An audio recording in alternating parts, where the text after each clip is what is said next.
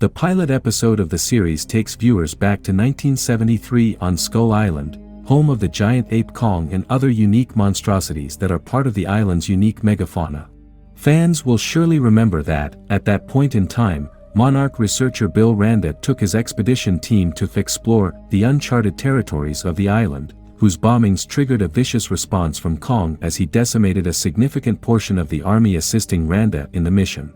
As the episode begins, a first-person perspective of the attack initiates the introductory scene, which soon focuses on Bill, who is shown to be recording his last message considering the possibilities of his demise.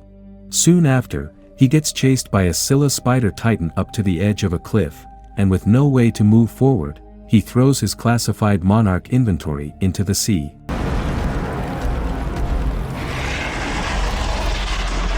However, Randa is saved at the nick of time from the Scylla by the intervention of a trapdoor crab titan, and the two gigantic beasts fall into the sea while fighting each other. The Monarch inventory was recovered half a century later by a fishing trawler in the Japan Sea. The episode follows Kate, a survivor of the San Francisco carnage, who is visiting Tokyo to settle her recently deceased father, Hiroshi's property, and other related affairs. Scars of the G-Day are still fresh on Kate's mind, who occasionally gets haunted by the memories of the fateful day when Godzilla's appearance destroyed the Golden Gate Bridge and she was unable to save a bus full of children from falling to their deaths.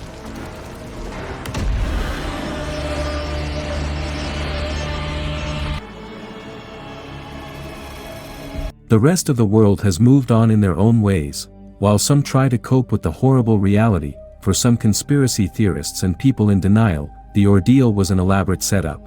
For example, the cabbie who drives Kate to her father's apartment considers the G-Day event to be a massive hoax fabricated by advanced VFX.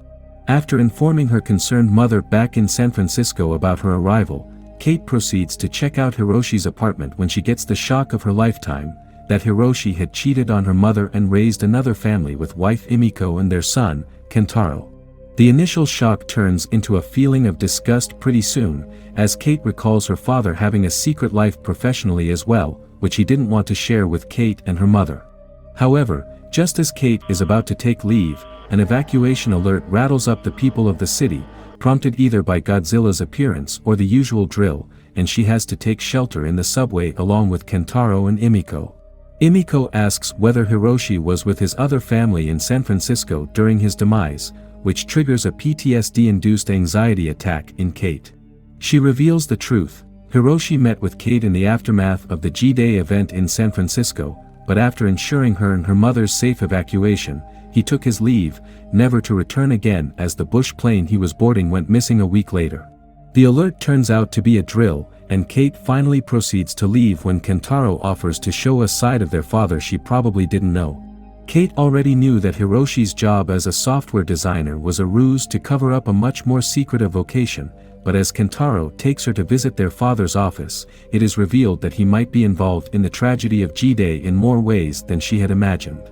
From a secret vault of Hiroshi, Kate recovers the aforementioned Monarch inventory, and she instantly recognizes the emblem of the secretive organization as they were present during the catastrophic event, sweeping the ground for clues and samples while people mourned their loss.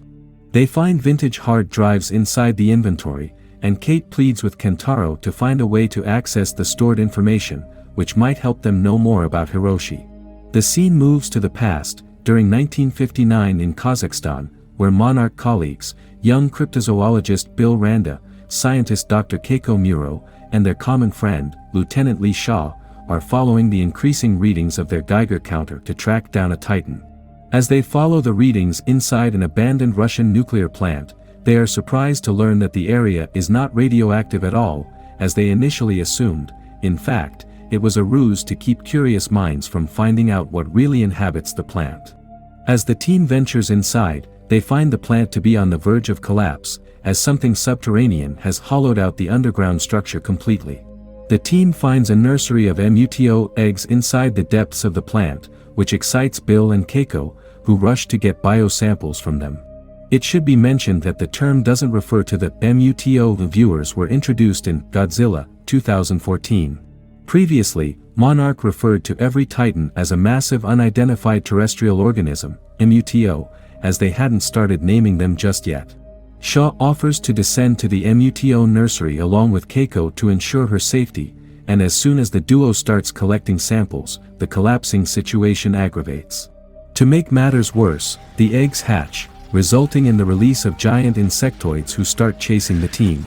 Keiko and Shaw rush to climb their way out, but Keiko gets taken by the swarm of insectoid titans, despite Shaw and Bill's best efforts to rescue her.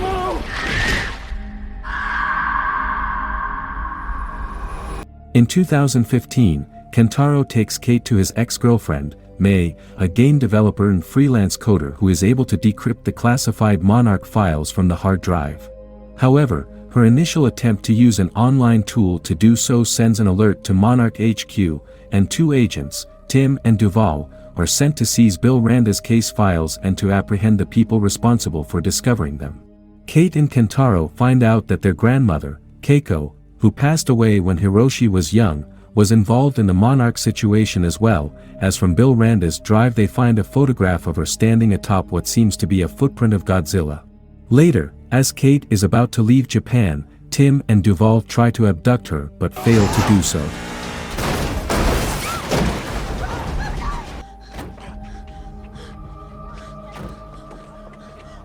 Kate reaches out to the authorities for help, but it is revealed they are in cahoots with the Monarch as well. Having her passport, money, and credentials left behind while escaping, Kate decides to return to May and ask for help. On the other hand, Kentaro, who is struggling with the realization that his father's reality differs from his expectations, discovers about Lee Shaw, a close friend of his grandfather Billy Randa, and the fact that both of them were involved with Monarch. As he relays this information to his mother, Imiko, she states that Hiroshi had a great relationship with his uncle Shaw, which kind of deteriorated as the years went by. Later that day, Tim and Duval pay a visit to Kentaro's place, demanding Randa's case files, and Imiko stalls them for long enough to help her son escape. May finds Kate, and the duo secretively meets with Kentaro to discuss a possible way to get away from Monarch's grip. May has the necessary credentials to settle elsewhere and hide from the organization's reach, but Kentaro is of the opinion that visiting Lee Shaw, whose address in a Japanese countryside resort he had previously located from the brochures stashed in Hiroshi's office, might help them get a better understanding of things. As planned, the trio reaches the resort to discover that Shaw is living under house arrest under Monarch's observation. Kentaro and Kate ask Shaw about the possible reason for Hiroshi's disappearance and the Monarch's role in that, an answer to which Shaw doesn't have at the moment. However, having met Billy's grandchildren, Kate and Kentaro, Shaw decides to have another shot at life, ditches his radio tracking collar, and proposes that they flee together to find the answers they are looking for. In another return to the past timeline, viewers are taken to 7 years before the Kazakhstan incident, during 1952 in the Philippines, when Shaw first met Keiko Miura as he was assigned by the army to serve as her security in her expeditions. Although the duo had a rocky start thanks to their first impression of each other being a bit marred by contemporary prejudices, they decided to roll with it. Shaw and Keiko ventured inside the wilderness of the Philippines while tracking a radioactive signal pattern and met Billy, who was on his way to find out the truth about a local legend, a literal fire-breathing dragon that has been migrating the skies since time immemorial. Shaw is extremely skeptical about Billy's intentions and disagrees with teaming up with him, despite Keiko's intentions to do so. Keiko dismisses him and decides to continue her expedition with Billy instead. After learning that the migrating path of this creature was mapped perfectly by Billy and the radioactive sign pattern charted by her match, Keiko gets even more convinced that they are tracking the same target, and eventually the duo witnesses the most unexpected sight, a U.S. Army warship, the USS Lawton, in the midst of the wilderness. It is revealed that Billy, a former Navy member, was the last surviving member of USS Lawton, which collapsed under mysterious circumstances near Pearl Harbor in 1943 and miraculously ended up 5,000 miles away here, in the jungles of the Philippines. Billy was convinced that some sort of inconceivable force was responsible for the warship's collapse, and witnessing its presence in the most unlikely place they could have imagined solidified his suspicion. Meanwhile, while returning to the mainland, Shaw notices strange particle patterns on the horizon, and concerned about Keiko's safety, he rushes back to the jungle to locate her. At the same time, an unseen gigantic beast attacks the warship by detecting Kate and Billy's presence inside it.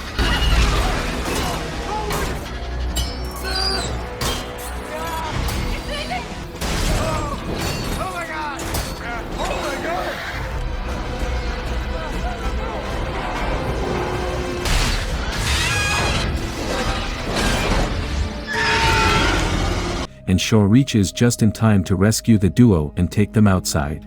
For the first time, they witness a gigantic primeval creature, almost a mythical creature, a black dragon-like titan in front of them. As the second episode ends, the creature is seen sitting atop the broken-down warship, and the monster tracker team of the trio is seen to be dazed with a mix of curiosity, wonder, and fear. The first 2 episodes of Monarch do an excellent job of forming an intriguing human story, making the monster adventures mysterious and amazing at the same time. Thank you for joining us on this journey. And I hope you enjoyed the episodes of Monarch, Legacy of Monsters.